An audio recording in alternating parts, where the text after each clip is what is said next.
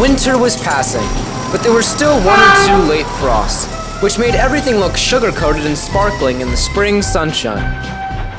Each morning, Donald and Douglas took it in turns to bring a ballast train from the small railway, and James then pulled the trucks to a place where the line was being mended.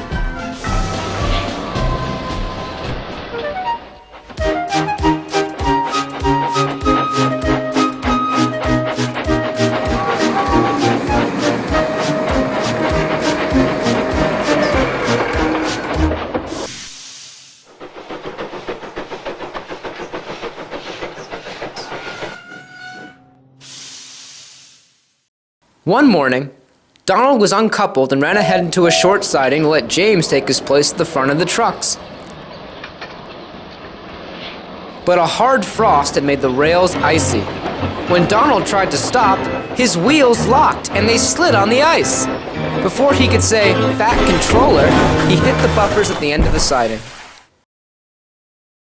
The buffers had stopped him. That was what they were there for, but they were badly damaged. Donald was lucky. He wasn't hurt at all, just embarrassed.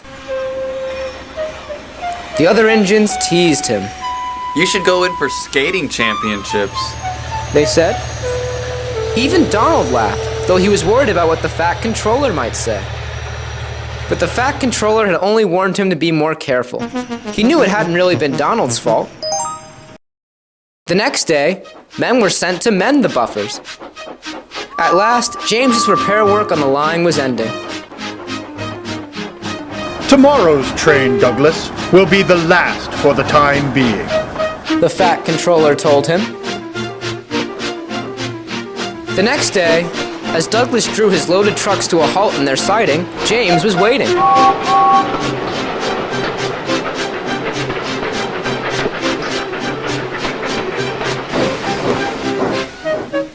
"Here you are, James," Douglas said cheerfully. "What are you going to do now this job is finishing?"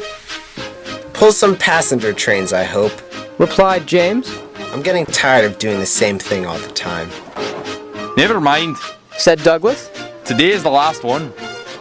His fireman uncoupled the trucks and climbed back into the cab. Then Douglas puffed slowly into the short siding. At the end of the siding, the men who had been mending the buffers were standing to one side. They had pots of paint beside them, and had just finished painting the buffer bar bright red. "That looks very smart," thought Douglas. "Much better than it did before. The Fat Controller is probably glad Donald smashed it out." He moved into the siding. His driver put on the brakes. Nothing happened. The driver tried again. Still nothing. "Horrors!" he cried. "I can't stop!" The workmen watched in dismay. Douglas rolled steadily along the line and smashed to splinters the buffers they had spent 3 days mending. "Ouch!" exclaimed Douglas, opening his eyes cautiously. "That hurt." The new buffers had stopped him. But unfortunately, Douglas had been moving faster than Donald. He was in a terrible mess. His front was badly bent and he was smeared with the bright red paint, which hadn't had time to dry. 3 days' work, and in 3 seconds you go and smash it all to pieces, scolded the foreman, waving his paintbrush angrily. It still had red paint in it, and some of the paint flew out and stuck on Douglas's nose.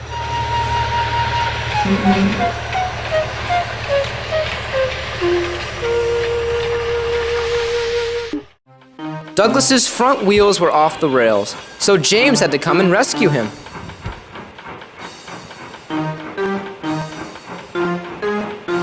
Later, the Fat Controller spoke sternly to Douglas about engines not taking care in sidings. And the red paint was left on Douglas's nose as a reminder.